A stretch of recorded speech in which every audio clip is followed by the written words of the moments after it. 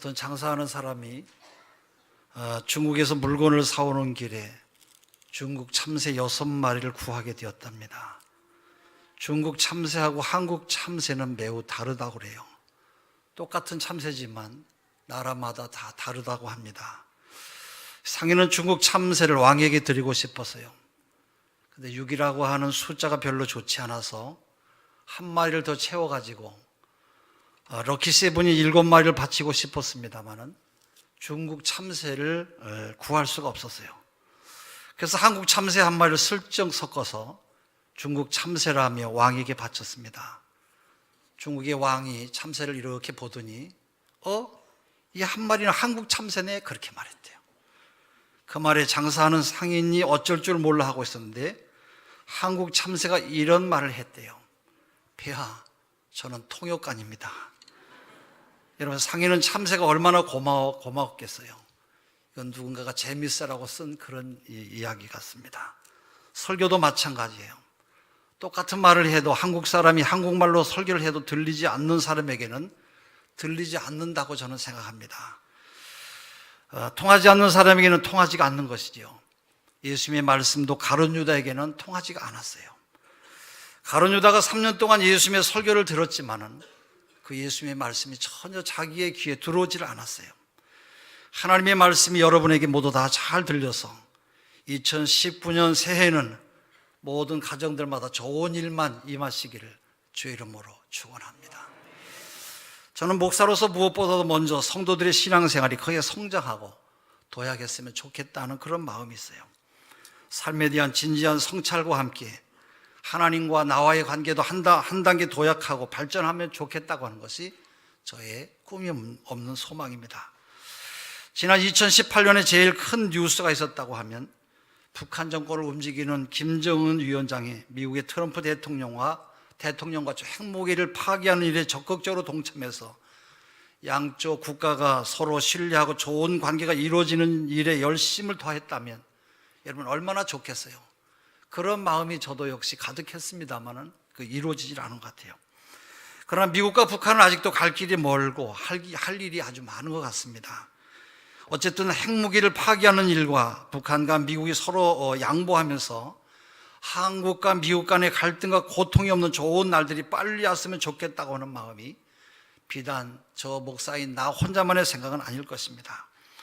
우리 모두의 간절한 기대감처럼 하나님께서 어떤 방법으로라도 양쪽 국가 간의 평화 통일과 번영된 국가의 앞날을 이루어 주실 것을 기대하며 복된 날들을 살아가는 금년 한 해가 되었으면 좋겠다는 그런 마음이 간절합니다. 오늘 읽은 본문 말씀 이사야 26장 1절에서 6절의 말씀은 하나님 앞에 구원의 은총을 입은 백성들의 기쁨과 환희의 노래입니다. 우리들도 새해 이런 노래를 부를 수 있으면 얼마나 좋겠습니까? 우리가 읽었습니다만 1절 말씀을 한번 같이 읽어보겠습니다. 1절입니다. 그날에 유다 땅에서 이 노래를 부르리라. 우리에게 견고한 성읍이 있으며 여호와께서 구원을 성벽과 예복으로 삼으시리로다. 예.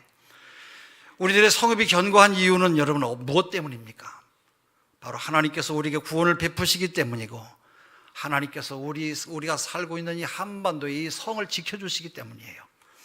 하나님께서는 분명히 내가 너희들을 지켜줄 때만이, 내가 너희들의 성이 줄 때만이, 성이 되어줄 때만이 너희의 성은 견고하다고 말씀하시는데 우리는 여전히 우리가 우리의 성을 쌓고 지키려고 애를 쓰고 있어요. 문제는 우리가 하나님을 완전히 신뢰하지 못하는 데 있는 것이에요. 예수님께서 마태복음 17장 20절에 뭐라고 하셨습니까? 너희 믿음이 작은 연곤이라. 진실로 너희에게 이르노니 너희가 만일 믿음이 한 겨자씨만큼만 있으면 이 산을 명하여 여기서 저기로 옮기라 하여도 옮길 것이요 또 너희가 못할 것이 없으리라 그랬어요. 우리가 하나님의 말씀만을 신뢰한다고 한다면 이 산을 명해서 여기서 저기로 옮기라 할지라도 옮겨질 것이라는 것이에요. 어떤 할머니 권사님은 하나님 말씀을 신뢰하면서 매일같이 기도를 했대요. 하나님, 이 산을 명해서 여기저기 옮기라 하여도 옮겨질 것이요 또 너희가 못할 것이 없으라고 하셨는데 이 산을 좀 제발 옮겨주세요. 그렇게 기도했대요. 매일 아침에 집 앞에 있는 큰 산을 보고 답답하니까 할머니 권사님 매일 그런 믿음의 기도를 드리는데 어느 때부터 자기 동네 조치원이 개발된다고 하더니 정말로 세종시가 되면서 산이 정말로 다 깎여 없어지더라는 거예요. 할렐루야. 여러분, 이 말이 여러분에게 어떻게 들리십니까? 이 할머니의 간증이에요. 여러분들도 그런 늘 간증이 새로워지는 여러분의 신앙이 되시기를 바랍니다.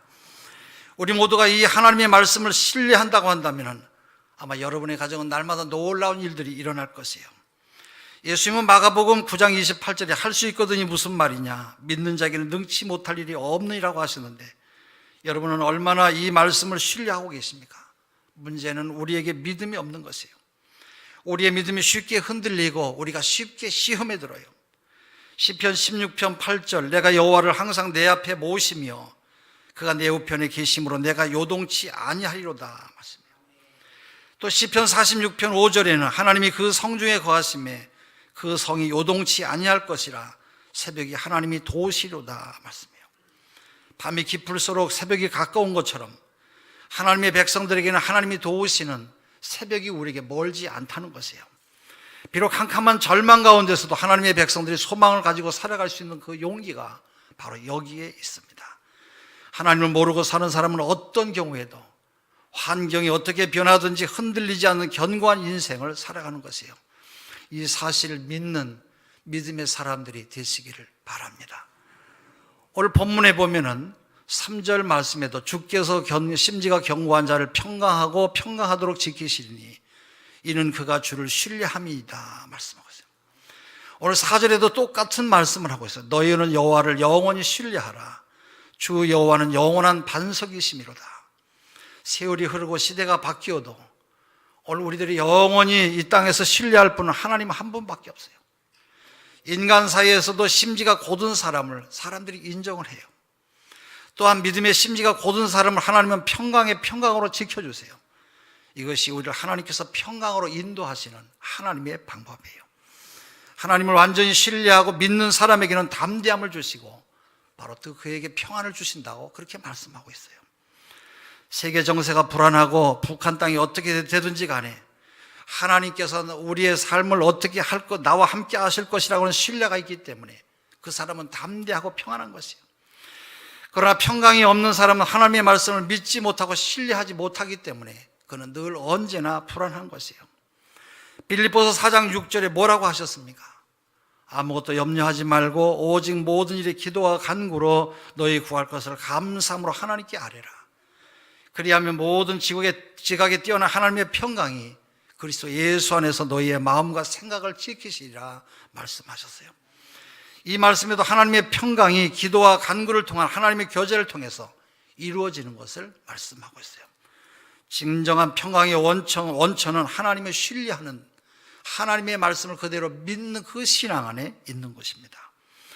그 다음에 새해는 하나님을 온전히 따르는 그런 신앙생활을 해야 될 것이에요. 이런 면에서도 우리는 또 한 차례 믿음의 도약이 필요합니다. 요한복음 8장 12절, 나는 세상의 빛이니 나를 따르는 자는 어둠에 다니지 아니하고 생명의 빛을 얻으리라. 예수 믿는 사람들은 항상 빛된 삶을 살아가기 때문에 어둠에 다니지 않는다고 주님께서 말씀하셨어요. 그래서 내가 예수 잘 믿으면 우리의 가정이 좋아지고, 내가 예수 잘 믿으면 내 자녀가 좋아지고 남편도 좋아지는 것은 바로 우리의 모든 삶을 주님께서 빛으로 인도하시기 때문에 바로 어둠이 우리의 가정을 지배할 수가 없는 것이에요. 우리 집사님 가정은 엄마가 예수를 잘 믿으니까 자녀도 대본에 교회 나오면서 공부도 열심히 하고, 공부만 열심히 하는 것이 아니라 친구들도 함께 전도하면서 열심히 교회를 다니면서 애를 쓰니까 학교 성적도 쭉쭉 올라가고 너무너무 고맙다는 거예요. 잘 된다는 것이에요. 전에는 공부도 잘 하지 않고 노는 일에 힘을 다해서 살았던 아이인데 엄마가 교회 열심히 다니면서 그때부터 자녀가 학원에서 가액 공부하고 늦게 집에 와서도 잠자지 않고 또 책상에 앉아서 공부하더래요. 엄마가 걱정이 돼서, 얘 너 뭐 하냐? 예, 공부하고 있습니다. 그렇게 말하더래요. 그런 어둠이 우리의 자녀를 지배하면 어떻게 됩니까? 어둠의 영인 마귀가 그를 지배하기 때문에 자녀들도 방황하고 남편도 방황하고 아내도 방황하고 이래도 저래도 여러분 우리 가정이 안 되는 것이에요. 그렇기 때문에 우리의 가정이 어렵고 힘든 것이죠. 예수님은 세상의 생명의 빛이세요. 그러나 예수님을 알지 못하는 사람은 그 사람의 지위와 관계없이 필연적으로 그는 어둠 속에서 살아갈 수밖에 없는 것입니다. 요한복음 1장 1절에서 5절, 태초에 말씀이 계시니라. 이 말씀이 하나님과 함께 계셨으니 이 말씀은 곧 하나님이시니라. 그가 태초에 하나님과 함께 계셨고 만물이 그로 말미암아 지은 바 되었으니 지은 것이 하나도 그가 없이는 된 것이 없느니라. 그 안에 생명이 있었으니 이 생명은 사람들의 빛이라. 빛이 어둠에 빛이 돼 어둠이 깨닫지 못하더라 말씀하고 있어요. 단순히 우리는 생명의 빛이 되시는 예수 그리스도를 우리가 따르기만 하면 돼요. 우리가 모든 것을 다 알려고 애쓸 필요도 없고 다만 하나님의 말씀만을 믿고 우리가 따라가기만 하면 되는 것이에요. 성경에는 하나님과 그의 백성과의 관계를 목자와 양의 관계로 말씀하고 있어요. 양은 멀리 볼 수 없는 눈을 가지고 있어서 양은 자기 앞만 바라볼 뿐이에요. 그래도 양이 푸른 꼴을 먹고 자기 생명을 지킬 수 있는 것은 바로 목자가 늘 그를 지키기 때문인 것이에요. 목자는 우리를 인도하시는 주님을 말하는데 우리는 주님을 따라가기만 하면 되는 것이에요. 양은 그 앞에 무엇이 있는지 알 필요도 없어요. 오늘 양되는 우리들은 우리를 인도하시는 목자를 따르기만 하면 되는 것이에요. 우리가 온전히 주님을 따르기 위해서 우리가 해야 될 일이 어떤 것입니까? 바로 그것은 말씀과 기도예요. 새해에는 더욱 말씀에 집중하시는 우리 성도들이 되시기를 바랍니다. 말씀에서 우리는 목자가 되시는 우리 하나님을 만나게 돼요. 또 하나는 기도하는 것이에요. 새해에는 모두가 다 여러분이 열심히 기도하는 하나님의 사람들이 되시기를 바랍니다. 예수님은 우리가 구하는 것을 주시고 우리의 삶을 도와주기를 원하세요. 바로 자녀의 앞날의 문제도 여러분이 하려고 하지 마시고 하나님 앞에 의논하시기를 바랍니다. 저는 얼마 전에 총에서 일하시는 분과 만나야 될 일이 있었는데 정말 가기가 싫었어요. 안 가도 될 것 같아서 못 간다고 하는데 또 우연치 않게 약속을 만들어놔서 안 갈 수도 없고 가기는 싫고 아직 시간이 좀 있어서 그때부터 기도하기 시작했어요. 하나님, 내가 이번에도 또 약속을 깨면 내가 그분에게 상당한 결례를 하는 것 같기 때문에 그럴 수는 없습니다. 그러나 사실은 가기는 싫습니다만은 그쪽에서 일방적으로 약속을 파기하게 해주셔야지 제가 파기할 수는 없습니다.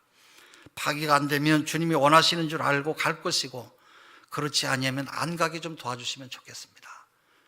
계속 시간을 가지고 한 두어 주간 기도 중이었는데 약속 이틀 전에 그쪽에서 사정이 있으니까 못 가겠으니까 나중에 만나자고 그런 연락이 왔어요. 할렐루야. 우연히 된 일입니까?